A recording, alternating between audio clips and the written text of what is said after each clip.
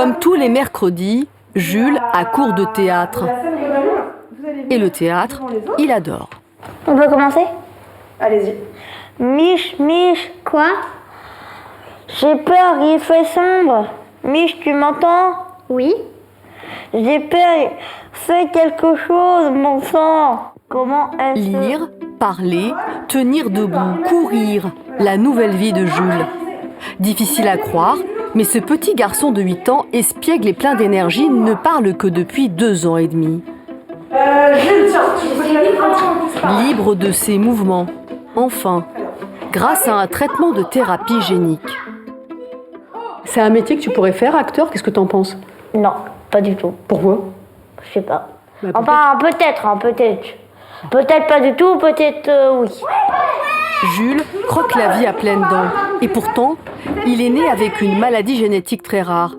La myopathie myotubulaire provoque une faiblesse musculaire extrême et une détresse respiratoire.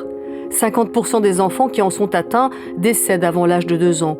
L'hôpital devient sa deuxième maison et ses parents, des soignants.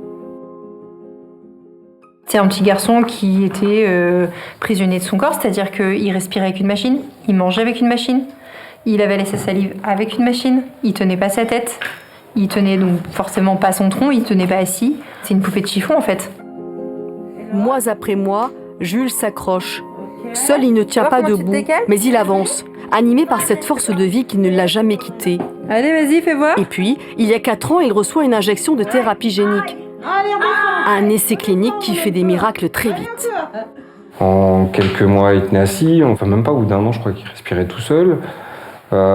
Puis ça s'enchaîne tellement vite qu'on a absorbé tout ce qu'on a pu, quoi. On prend, quoi. Il pouvait pas manger seul. Aujourd'hui, on voit qu'il a bon appétit et puis il se fait plaisir à table.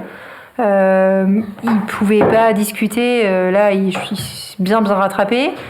Il pouvait pas se déplacer. En fait, il pouvait rien faire. Aujourd'hui, il a une vie qui se rapproche de la normalité.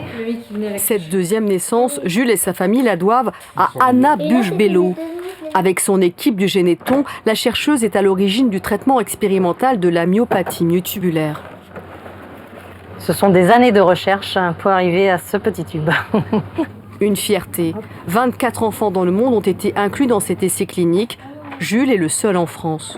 Cet essai clinique nous a clairement démontré que la thérapie génique est une approche thérapeutique efficace pour les patients atteints de myopathie myotubulaire. Là, on est dans un contexte de traitement expérimental, mais qui nous ouvre des portes pour pouvoir un jour mettre à disposition des patients un traitement efficace pour leur maladie. Tu le fais pas ? Le chemin est encore long avant que le traitement ne soit accessible à tous, mais les parents de Jules veulent y croire. L'objectif aujourd'hui, c'est que la recherche continue. Pour ça, il faut de l'argent. Et si la recherche continue, il y aura peut-être plein d'autres petits Jules traités dans les années à venir. C'est ce que vous espérez, oui. Ce serait bien. En attendant, Jules continue de rattraper le temps perdu et profite de bonheurs simples, comme faire du vélo avec sa petite sœur, Chloé. Attention, je me mets là. Regardez, quand vous regardiez ce reportage, de voir votre petit garçon et tous les progrès qu'il a fait, le voir comme ça faire du vélo, c'était inimaginable pour vous il y a encore quelques années. Sans ce traitement, ce serait impossible en fait. Jules, quand il est né, les perspectives, elles étaient quand même très sombres. Et de revoir ces images, ça nous replonge 7 ans en arrière en se disant mais quel chemin parcouru et heureusement, finalement. Vous disiez dans ce reportage, mon fils, il était prisonnier de son corps. Tout à fait, parce que finalement, sa maladie, elle touche les muscles, mais il était conscient, c'est-à-dire qu'il n'y a pas d'atteinte cérébrale. Donc, il était parfaitement conscient de tout ce qui se passait autour de lui. Il absorbait la vie autour, mais il était incapable d'y participer ou de retranscrire ce que lui pouvait ressentir finalement. Comment vous vous êtes rendu compte, vous, en tant que maman, que votre fils avait un problème, une particularité musculaire, justement ? Ça s'est montré dès la naissance, en fait. C'est-à-dire que Jules est né 2 mois trop tôt, déjà. Il y a eu peut-être 1 semaine de flou, dans la mesure où on était sur un enfant prématuré. On peut se permettre d'espérer que c'est juste un atterrissage compliqué. Et puis très vite, les médecins ont commencé à à s'orienter sur de la recherche de maladies neuromusculaires avec. C'est-à-dire que concrètement, comment il ben, était nourrisson? En fait, quand il est né, il n'a absolument pas respiré seul. Il n'avait pas de phase d'éveil, il n'avait pas de mouvement. Il était incapable de porter ses mains à son visage, de bouger ses pieds. Quand on lui changeait la couche, il était tout flasque en fait. Donc les médecins ont fait leurs recherches et la maladie, on a mis un nom dessus 2 mois après sa naissance. Vous avez tout de suite senti, vous en tant que maman, qu'il y avait un souci quand il est né, votre fils? Moi, je le sentais déjà quand j'étais enceinte. Parce que, alors c'était mon premier enfant, j'avais pas de comparatif. Néanmoins, c'est un enfant que je sentais pas vraiment bouger dans mon ventre. Et puis, aux alentours du 6e mois, il a commencé à y avoir un excès de liquide amniotique qui faisait suspecter que quelque chose ne se déroulait pas normalement. Mais intra-utéro, c'est impossible d'aller diagnostiquer ce type de pathologie. Et justement, c'était ma question. Est-ce que ça peut être vu pour un bébé qui est encore dans le ventre de sa maman, in utero? Non. C'est une maladie qui n'est pas détectable avant la naissance. Alors, oui et non.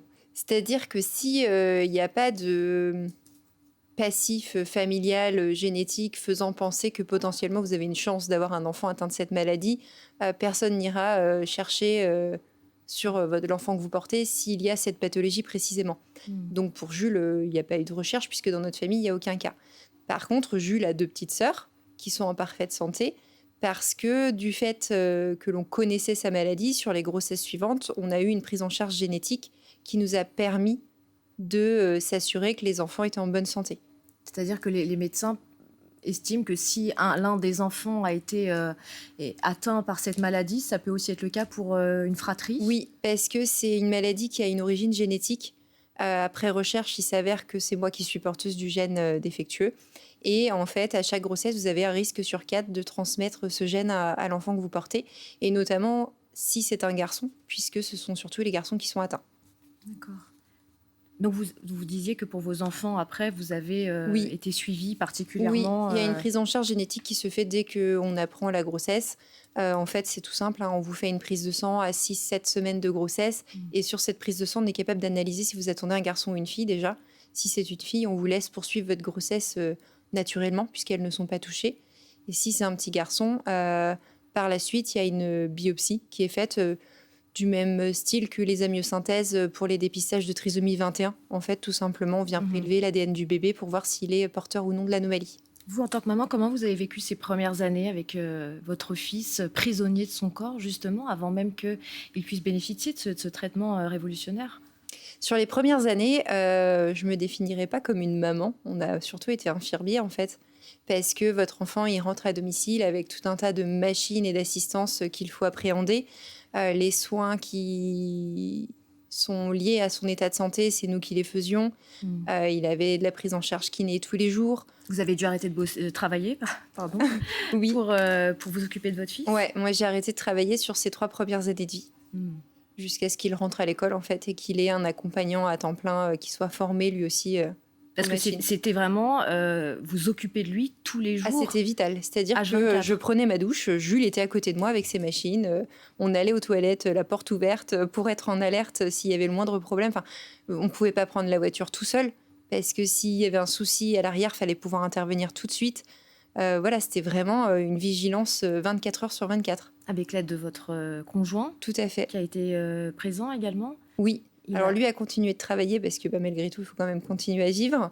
Mais oui, ouais, tous les deux, on était 24 heures sur 24 avec lui. Et quand il était hospitalisé, on se relayait. Enfin, voilà, c'est une vie qui est Comment différente. vous avez trouvé du soutien moral, psychologique à ce moment-là? Est-ce que votre famille vous a beaucoup soutenu ou peut-être aussi d'autres familles dont les enfants étaient atteints de la même maladie rare? Vous avez été en contact avec des associations, d'autres personnes qui vivaient la même chose que vous? Alors, on n'a pas eu la chance de rencontrer d'autres familles avec cette pathologie tout de suite, parce qu'on connaît une autre famille, mais on ne l'a rencontrée que plus tard. Et on a eu un soutien familial, évidemment. Et on a surtout été orienté vers la FM Téléthon. Et au sein de cette association, il y a une personne en particulier qui nous a soutenus dans les démarches. C'est notre référent parcours santé. Et c'est lui qui nous a aidés. Parce que vous tombez dans le milieu de handicap, c'est un flou complet avec des dossiers administratifs énormes. Et si vous ne maîtrisez pas le sujet, vous êtes noyé. Alors votre petit Jules, hein, qui est devenu une figure du Téléthon, ça fait plusieurs années qu'on le voit, si je ne me trompe pas, le Téléthon qui est extrêmement important, puisque l'année dernière, 93 millions d'euros ont été collectés. À l'heure où je vous parle, on est un peu plus de 22 millions, donc on espère qu'on atteindra les 93 millions et puis peut-être plus. Il y a beaucoup d'événements qui sont organisés, hein. Aujourd'hui, on va retrouver Jean-Sébastien Fernandez et puis Julia Martin qui sont en direct de Firminy, qui est la capitale de ce Téléthon 2024. Vous êtes avec un jeune, si je ne me trompe pas, qui est aussi... Julia Martin, vous êtes avec moi, voilà. Bonjour Julia. Vous êtes... Alors comment ça se passe à Firminy? Capitale, comme vous y allez. On est l'une des villes ambassadrices, hein, c'est ça, On est l'une des 4 villes ambassadrices. Capitale, c'est peut-être beaucoup nous accorder, mais en même temps, on est très content d'être ici à Firminy. Et le jeune homme dont on parle en question, c'est Julien, évidemment, qui était là avec nous ce matin sur la grande mêlée au stade Le Corbusier. Julien qui est là depuis le début, effectivement, qui est mobilisé d'ailleurs comme toute la ville de Firminy ici depuis 24 heures maintenant. Julien qui a participé ce matin avec nous. On a tenté de battre un record, Julien, de la plus grande mêlée du monde. Bon, on va le dire, on n'a pas gagné, on n'a pas battu le record, mais toi, tu étais là et c'est l'essentiel. Julien, c'était important que Julien soit là. Hein. Oui, Julien qui a effectivement la myopathie de Duchenne, tu as 19 ans aujourd'hui. Comment a été découverte cette maladie et qu'est-ce qu'elle représente dans ton quotidien? Alors ma maladie, elle a été découverte très rapidement. J'étais même pas encore, je m'en rappelle pas en tout cas. C'est mes parents qui l'ont su après des examens de prise de sang qui n'étaient pas très bons. Et là, du coup, ils ont appris, après les examens supplémentaires, que j'avais la myopathie de Duchenne. Et donc, ils ont pu réorganiser ma vie en fonction. Oui, donc ça veut dire que tu l'as découvert à l'âge de 4 mois. Il n'y a pas eu d'errance finalement de diagnostic pour tes parents, ce qui est plutôt plus confortable pour toi. Tu as marché jusqu'à l'âge de 8-9 ans et à partir de 9 ans, c'était plus possible? Oui, c'est ça. Jusqu'à 8-9 ans, j'arrivais à marcher à peu près correctement. Puis j'arrivais à tenir debout. Ça s'est fait vraiment sur un an, vraiment sur une longue période. Et puis après, à partir de mes 10 ans, je ne pouvais plus marcher. Mais le jour où j'ai eu mon fauteuil électrique, c'était de nouveau une libération, une nouvelle indépendance et une nouvelle autonomie surtout qui arrivait. Et là, c'était génial de nouveau. Et est-ce que les progrès de la médecine, Julien, ça te donne de l'espoir dans ta typologie de maladie? Oui, évidemment. Par exemple, quand on voit le jeune Sacha qui a 8 ans peut faire encore plein de choses que moi, à son âge, je n'étais pas du tout capable de courir, monter les escaliers, de s'amuser comme tous les autres enfants de son âge finalement. Ça donne évidemment de l'espoir. Même pour nous plus âgés, on sait qu'il y aura des choses qui seront là aussi pour nous. Et on voit les progrès de la médecine évidemment, et heureusement qu'il y a le Téléthon, heureusement qu'il y a toutes ces personnes qui sont maudites. C'est pour ça qu'on est mobilisés. Hein. Absolument, 36-37, on le répétera jamais assez. C'est intéressant que tu parles de ton fauteuil qui a changé ta vie, parce qu'en plus de ça, toi, tu es fan de sport. Donc on imagine que la mobilité, elle était essentielle dans ton quotidien. Oui, exactement. Moi, je voulais vraiment pouvoir aller où je voulais, faire vraiment les choses que j'aimais. Là, je peux faire les études que j'aime. Je fais du foot fauteuil aussi à haut niveau, au quotidien, à l'AS Saint-Etienne. Et je sais toutes les valeurs du sport, à quel point c'est important.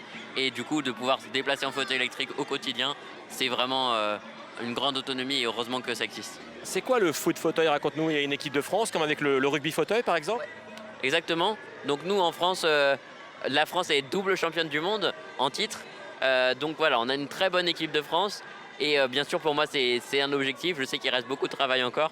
Mais c'est un objectif pour tous les joueurs. Par contre, tu me disais ce matin, on va pas se mentir, on peut pas être au JO parce que c'est un sport mécanique. Ça veut dire quoi? Oui, malheureusement, en fait, on est un sport du coup qui se joue avec des fauteuils électriques parce que c'est souvent les handicaps les plus lourds. Donc il n'y a que vraiment les personnes avec le handicap les plus lourds qui peuvent y participer. Et du coup, c'est considéré comme un sport mécanique. Et donc, en fait, les autres sports, c'est avec des fauteuils manuels.